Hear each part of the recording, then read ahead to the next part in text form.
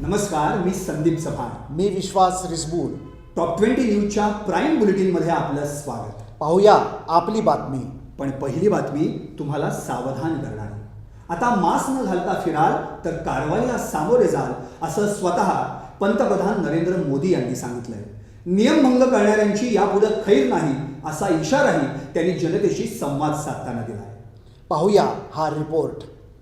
सार्वजनिक ठिकाणी मास्क न घालता फिरणाऱ्यांवर कडक कारवाई करण्याचा इशारा पंतप्रधान नरेंद्र मोदी यांनी आज दिला. लॉकडाऊन काळात प्रत्येकजण मास्क वापरणं, सॅनिटायझर अथवा साबणानं वारंवार स्वच्छ हात धुणं, शारीरिक अंतर राखणं आदी नियमांचं पालन करताना दिसत होता. पण पहिल्या अनलॉकच्या काळात नियम पाळण्याऐवजी नियमभंगाचंच प्रमाण वाढत चाललंय. खरं तर आताच्या घडीला नियमांचं जास्तीत जास्त पालन होणं गरजेचं असताना ते आपल्याकडून होताना दिसत नाही. जनतेच्या या निष्काळजीपणाबद्दल मोदींनी चिंता व्यक्त केली.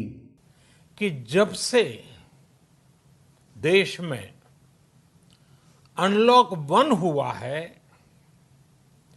व्यक्तिगत और सामाजिक व्यवहार में लापरवाही जरा बढ़ती ही चली जा रही है.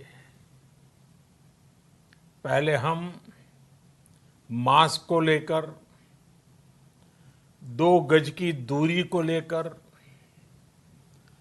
20 सेकंड तक दिन में कई बार हाथ धोने को लेकर बहुत सतर्क थे. लेकिन आज जब हमें ज्यादा सतर्कता की जरूरत है, तो लापरवाही बढ़ना बहुत ही चिंता का कारण है.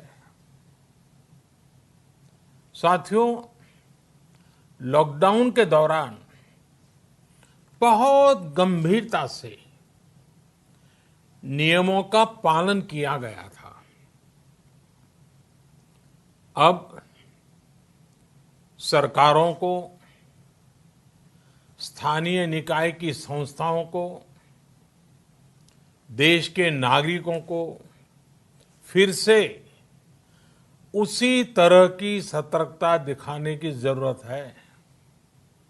देशात ठिकठिकाणी घोषित करण्यात आलेल्या कंटेनमेंट झोनवर म्हणजेच प्रतिबंधित क्षेत्रांवर विशेष लक्ष देणं गरजेचं असल्याची सूचनाही मोदी यांनी यावेळी केली. विशेषकर कंटेनमेंट जोन्स, उस पर तो हमें बहुत ध्यान देना होगा. जो भी लोग नियमों का पालन नहीं कर रहे हैं, हमें उन्हें टोकना होगा, रोकना होगा और समझाना भी होगा. अभी आपने खबरों में देखा होगा, एक देश के प्रधानमंत्री पर 13,000 रुपये का जुर्माना इसलिए लग गया क्योंकि वो सार्वजनिक स्थल पर मास्क पहने बिना गए थे. भारत में भी स्थानीय प्रशासन को इसी चुस्ती से काम करना चाहिए. ये 130 करोड़ देशवासियों के जीवन की रक्षा करने का अभियान है.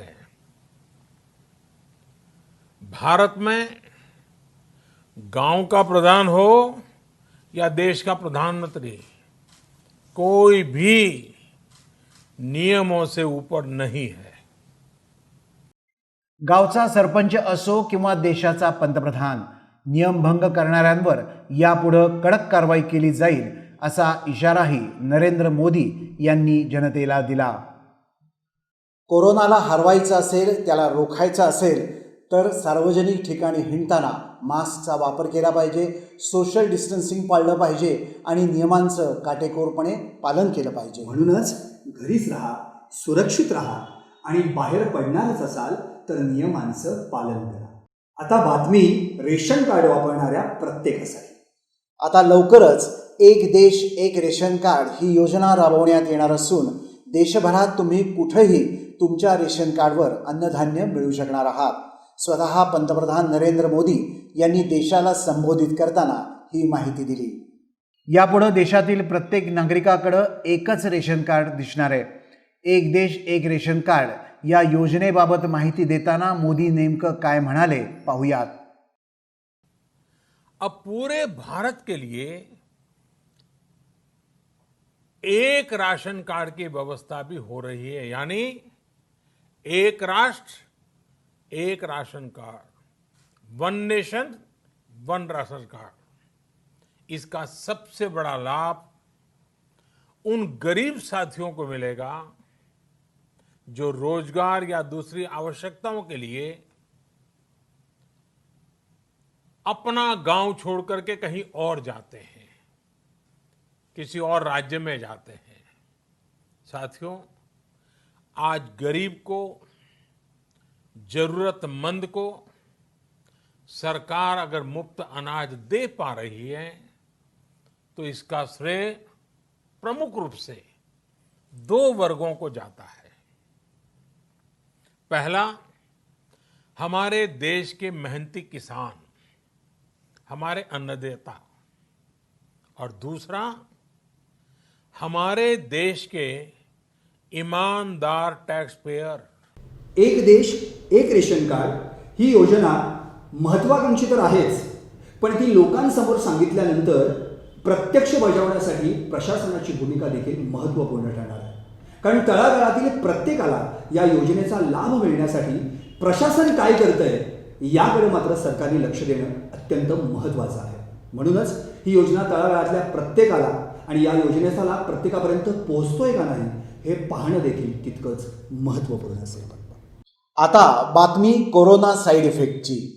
खरं आहे, कोरोना संकटामुळं महाराष्ट्र राज्य आर्थिक संकटात सापडलं. सरकारी कर्मचाऱ्यांचा पगार करण्यासाठी सरकारवर कर्ज काढण्याची वेळ येऊ शकते, अशी माहिती मदत व पुनर्वसन मंत्री विजय वडेट्टीवार यांनी पुण्यात बोलताना दिली. कोरोनामुळं अनेक उद्योगधंदे डबघाईला आलेत. अनेकांना आर्थिक अडचणींचा सामना करावा लागतोय आणि आता सरकारलाही या आर्थिक संकटाला तोंड द्यावं लागत असल्याचं वडेट्टीवार म्हणाले.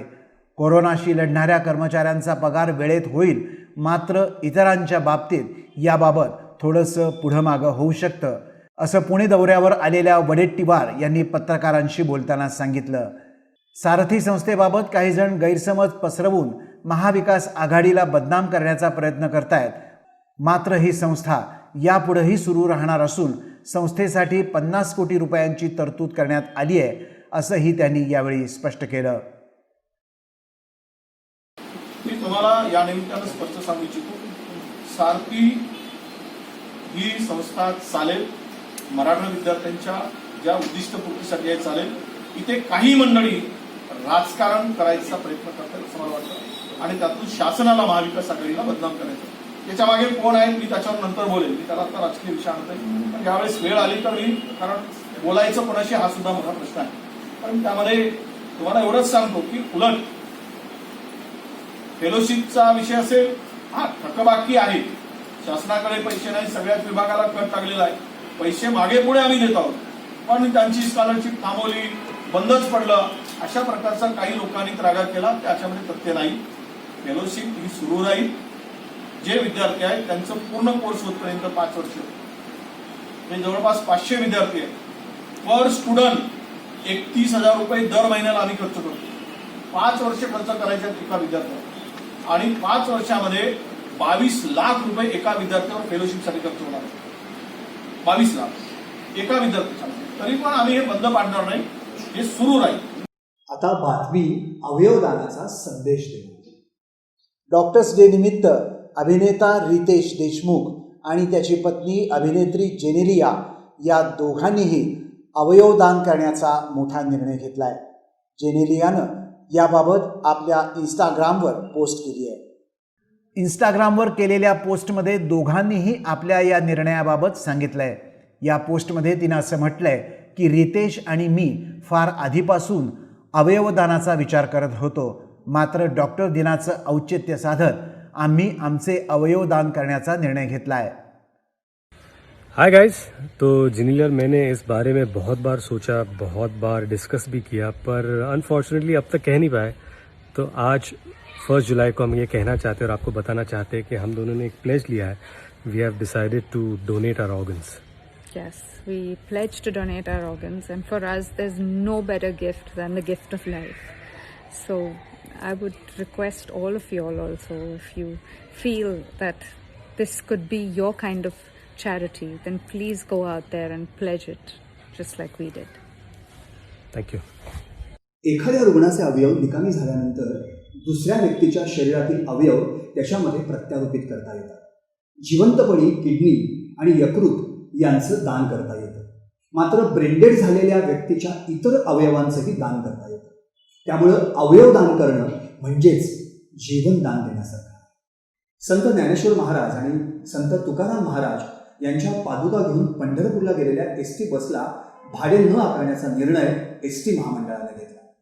नाशिकहून संत निवृत्ती महाराजांच्या पादुका पंढरपूरला घेऊन गेलेल्या बसचे पैसे घेतल्याचं उघड झालं होतं. त्यामुळे त्यावर वादही झाला होता.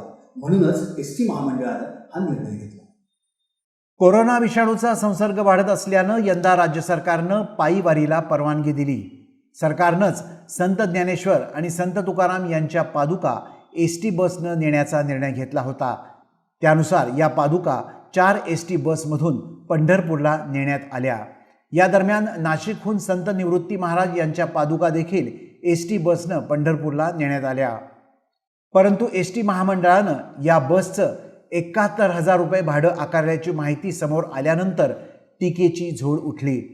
भाजपचे प्रदेशाध्यक्ष चंद्रकांत पाटील यांनीही ट्विट करत सरकारवर टीका केली.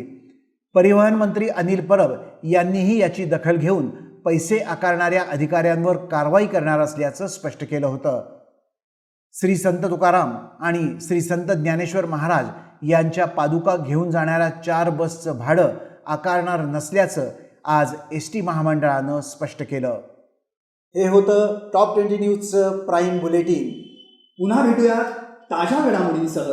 पाहत रहा टॉप 20 न्यूज, आपली बातमी.